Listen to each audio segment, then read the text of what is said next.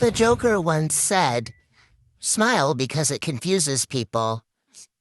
Smile because it's easier than explaining what's killing you inside." I'm not a monster. I'm just ahead of the curve in a world that's lost its way. They laugh at me because I'm different. I laugh at them because they're all the same. We stopped checking for monsters under our bed when we realized they were inside of us. They need you right now, but when they don't, they'll cast you out like a leper. As you know, madness is like gravity. All it takes is a little push. For my whole life, I didn't know if I even really existed. But I do, and people are starting to notice. Hello and welcome to Crime Bytes, the show where we talk about some truly bizarre and disturbing crime cases. My name is Liz and today is True Crime Tuesday. So in preparation for the latest Joker movie, Folie, Deux, we've been talking about some killers who have earned or maybe didn't earn the Joker killer title. And that movie is coming out this Friday. I'm hoping to get a chance to go see it while it's still in the theaters, but we will see. This will probably be our last Joker killer that we will examine, and then I kind of want to explore the concept of folie à deux, or madness for two. But before we start today's story, let's pause for a quick promotion. We all know the Joker is famous for asking people, "Do you want to know how I got these scars?" Well, do you want to know how I got the smile? Sorry, I couldn't help myself. But anyways, it's snow. My teeth were a bit on the yellow side before using snow, and now they are nice and bright, and the treatment is fast, easy, and affordable. You don't need more than a half hour a day, and after the initial treatment, you can really just do touch-ups, and I've been using snow for over 3 years now. The company's grown quite a bit, and they have a lot of great products with the focus of getting your smile nice and bright. If this sounds good to you, you can click the link in my description for 25% off your first order of snow, and keep smiling bright. All right, let's get back to today's story. So today we are going to start by meeting a few servicemen. Petty Officer 3rd Class John Thomas Larimer was doing well, finishing up his first year of service at his first post, Buckley Air Force Base in Colorado. John was a calm and quiet professional man who was following in the footsteps of his father and grandfather by joining the Air Force. Sergeant Jesse E. Childress was a 29-year-old Air Force reservist who was also stationed at Buckley Air Base. He was currently on active duty with the 310th Squadron and was a fun-loving individual who was known to help anyone who needed him. He had over 1,000 members in his squadron, so sometimes this meant coming in early or staying late, but that didn't really seem to faze him. Our last serviceman was a member of the Navy.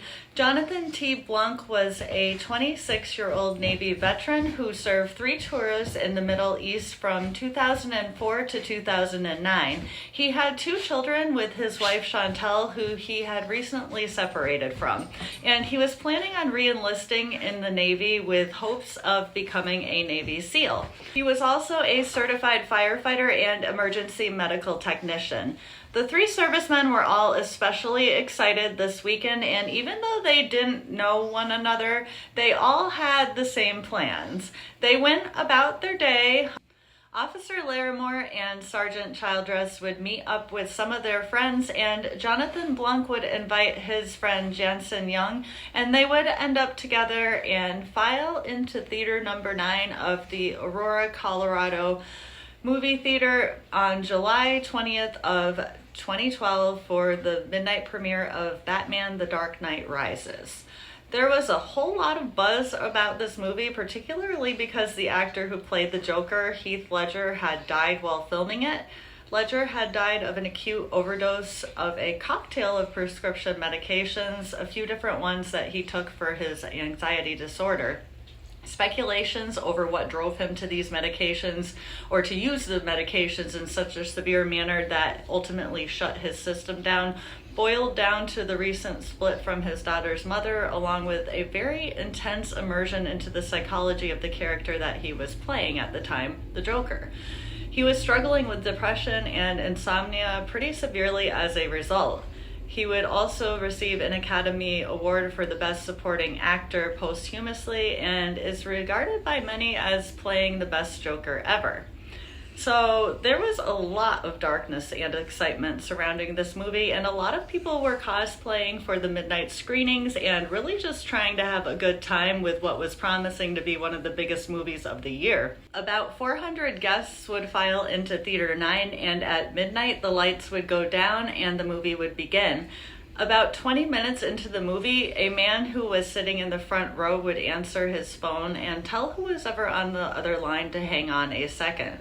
The man was dressed in all black with a black beanie pulled over some bright reddish-orange hair. He would then get up and exit through the emergency exit, seemingly to continue the call, and he used a plastic tablecloth holder to prop the door open slightly. No one paid him much notice, and about 10 minutes later, the man would burst back through the emergency exit wearing a gas mask and fully decked out in protective clothing. Initially, many people in the theater noticed him but weren't too worried. Many figured it may have been a publicity stunt, possibly an immersive experience type deal. The man would throw a smoke bomb to his left and people would start gasping, and then he would pull out a 12-gauge shotgun and start firing into the audience. He would also fire a Smith & Wesson semi-automatic rifle that had a 100-round magazine, but that weapon would ultimately and thankfully malfunction. He would then use a .40 caliber Glock 22 handgun. Some of the bullets would also go through the walls and into Theater 8 and injure some of the guests in there who were also watching the same movie. Witnesses would say that he literally just would stand up there and shoot anybody who would try and run away. At 12:38, the first of 41 911 calls would come in, and here is an example of one of them. Hello, 911, where's your emergency? I can't hear you. What address?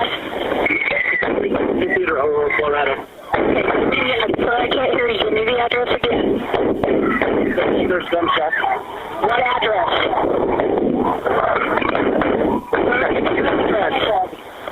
Say it loud. It's just almost straight shooting. Can you even imagine that? It only took responding officers 2 minutes to arrive to the scene as well, but as you can imagine, there was already so much damage that had already been done. A few of the victims who passed away died trying to shield the people that they were with. Among these victims were Jonathan Blunk, who would take a bullet shielding Yansen Young. Alex Sullivan, who was a 27-year-old newlywed, had died trying to shield his friends, who went on to describe him as a real-life superhero. 27-year-old Michael McQuinn died shielding his girlfriend, Samantha Yawler, who ended up surviving the attack. And 24-year-old Alexander Teves was also described as dying a hero. He had just started a promising career as a therapist. Victim Jessica Ghawi was only 24 years old and had moved from Texas to Denver just a year prior to pursue a career in sports journalism. She was an intern at the Denver sports radio station 104.3 The Fan and described herself as the perfect trifecta of class, sass, and crass. She called herself a Yankee-born, Texas-raised, and Colorado-blooming. I really love that, and it's just so tragic that her promising life was cut short. And another interesting tidbit about Jessica here was that just that June, she had narrowly avoided another shooting in a Toronto mall that had killed 2 people and wounded several more. And here's Micayla Medek. She was a sandwich artist at Subway who described herself as a simple and independent girl who's trying to get her life together while having fun. Her friends and family described her as easygoing and the type of person who couldn't even hurt a fly. That poor girl. Rebecca Wingo was a 32-year-old mother of two and was currently working as a medical intake specialist. She had spent 11 years working for the Air Force as well. Gordon Cowden was a 51-year-old father who was at the showing with his two teenage daughters. They both survived the attack. He is remembered as a quick-witted traveler who tried to do the right thing and was devoted to his children. Alexander J. Boik was an 18-year-old high school graduate who was planning to attend art and design school. It is said that he enjoyed sketching romantic scenes of couples kissing under the clouds that form the words, "I love you." And for some reason, I just love that so much. Officer Larimer and Sergeant Childress would also be among the fallen. The last person who lost their life that night was Veronica Moser-Sullivan, who was only 6 years old. She was described as an adorable and vibrant little girl. Her poor mother, Ashley Moser, was trying to have like a mother-daughter outing with her, and she also got shot in the neck and abdomen, and ultimately she ended up miscarrying a second child as a result of her injuries. I can't even imagine. Literally all of these just beautiful, wonderful people had their lives cut short, and just so senselessly. And why? Now it's time to meet James Eagan Holmes. Holmes was a 24-year-old honors student and actually a PhD candidate at the University of Colorado Medical Center. And I'm going to pause for a second there because that is one thing I didn't know before researching today's case. I remember this case very well when it happened, and honestly, just hearing what he did and the lives that he took so randomly and senselessly, how do I put this kindly? There's not really a way how to. I was not expecting this punk ass to have been a doctoral student for freaking neuroscience at that. So he was apparently an excellent student with a promising life in front of him. Yet when he was arrested in his car, he basically just surrendered. And in spite of considering a shootout or even running, he had road spikes in his car. He just stopped and sat there smiling, apparently in appreciation of the chaos he had caused. And it's also said that he told the arresting officers that he was the Joker. He would state in interrogation that he had rigged his apartment with explosives and that he intended to destroy the building. He had pickle jars full of napalm, and fortunately they were able to disable all of his rigged explosives.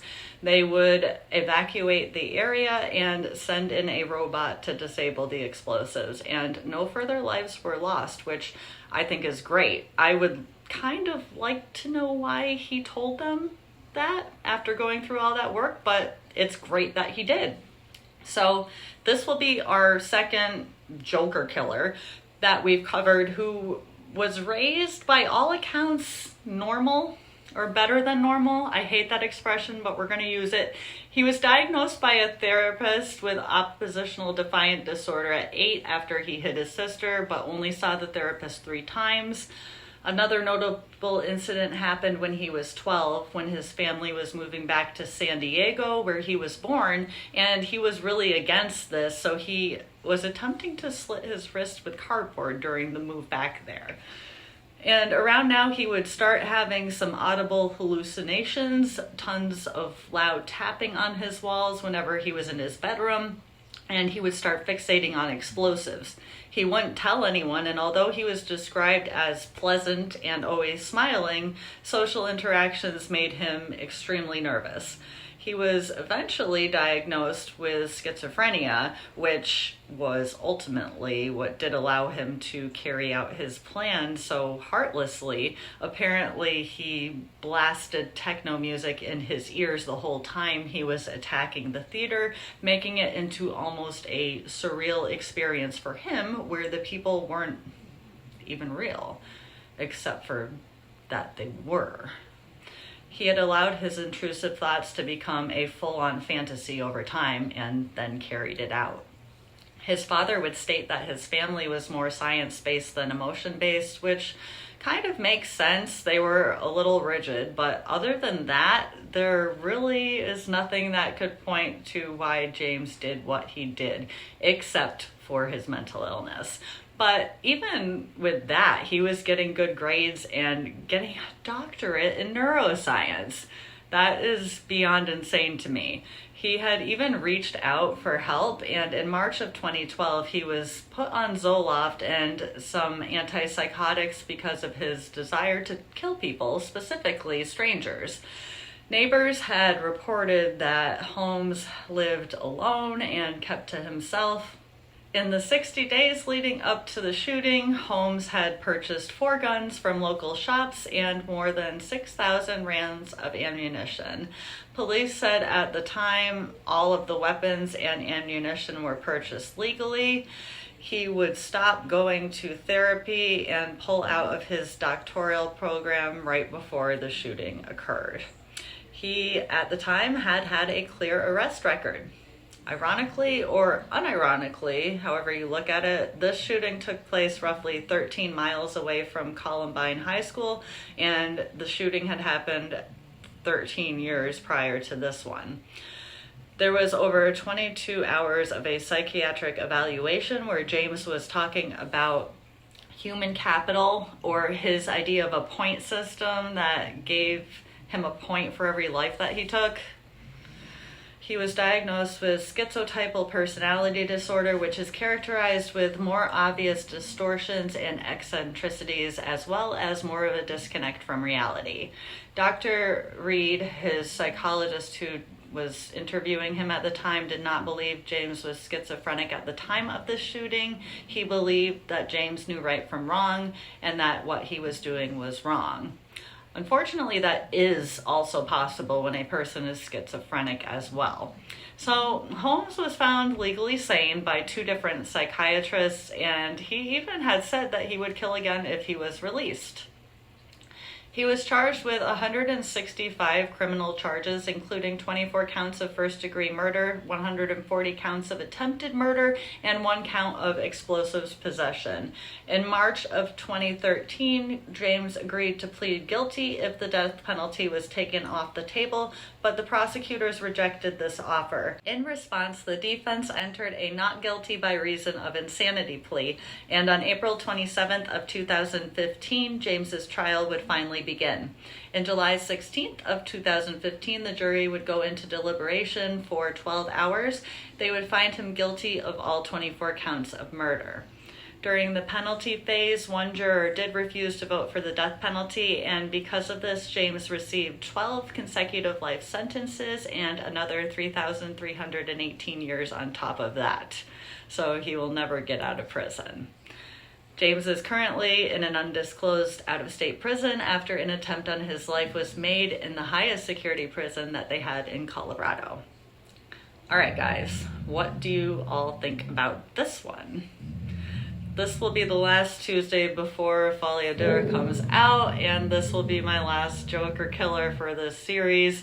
For our more positive note today, I'm going to highlight James's mother. She really seemed to try and be there for him and raise him the best that she could. It doesn't seem like he was abused at all. What it does seem like is there were quite a few aspects of a mental disorder that got overlooked. She didn't even know that he was diagnosed with schizophrenia until after the attack, so now she speaks out about her experience in an effort to raise awareness to what she went through and to the dangers of untreated mental disorders. I think that's incredibly brave considering the amount of guilt that she probably feels just by association. I'm going to play a quick clip of one of the interviews that she's done here. That people are interested, curious. They want to hear what happened with him. Why didn't I know that he was ill? And some people find that hard to believe, that I didn't know what I was looking at was mental illness. And so if I don't speak out, I'm not using my opportunity to deliver a message. That would be disrespectful. And how do you finish the sentence with repeating, if I don't deliver this message? Like, say, if I don't deliver this message, but then finish that for me, what? If I don't deliver this message, I do dishonor the victims because I've been given this opportunity to speak to you, and I need to be brave and take the risk of criticism and go ahead and tell people this is what he was like, this is what I can see in retrospect. Because bottom line, also finish this sentence, bottom line, this is a message of what? It's a message of hope. It's a message of things will be better in the future. They will be. They're getting better already. More people are interested in learning about mental illness. And if someone, even after hearing this, were to criticize and say, she did this for her own benefit, or her son. It's so hard to be here and to say all these things that it would just be so much easier for me not to speak and to just stay silent. It's not beneficial to my son. He's in prison for life without parole, and it's not beneficial to me. I don't get paid. I don't get celebrity. I don't get good things out of speaking. It's got to be for the benefit of education of people. So yeah, at least she is trying to help instead of hiding under a rock like I'm sure many of us would want to in her situation. I think she has a great point too. There's still so much even today that we have to learn about mental illnesses and treatment for said illnesses. We've come a long way, but there's still quite a long way to go. Anyhow, guys, enjoy Folie Deux if you get to go see it. I am hoping to, but probably won't before next week. Such is life. But enjoy it if you get to, and stay safe out there. Bye!